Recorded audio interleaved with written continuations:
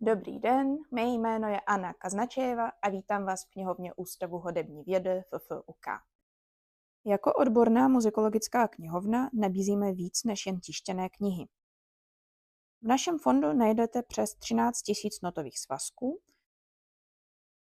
Půjčit si můžete taky vinylové desky, CDčka, ale i audiovizuální nahrávky na DVD, Blu-ray i VHS kazetách.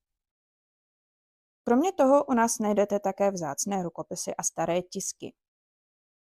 Máme jak pozůstalostní knihovny významných osobností, uchováváme třeba knihovnu skladatele Zdeňka Fibicha, tak pozůstalostní prameny, například rukopisnou operní partituru nebo strojopisy deníku skladatele Viktora Ullmana.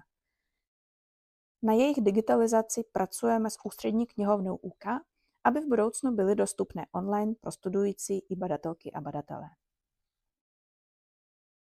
Co se týče odborné literatury, můžete si u nás vypůjčit tituly věnované hudbě od středověku až po romantismus, ale také knihy z etnomuzikologie, kulturních studií hudby a hudební publicistiky. V posledních letech jsme fond rozšířili také o publikace z Gender Studies, Popular Music Studies a o knihy věnované současné hudbě.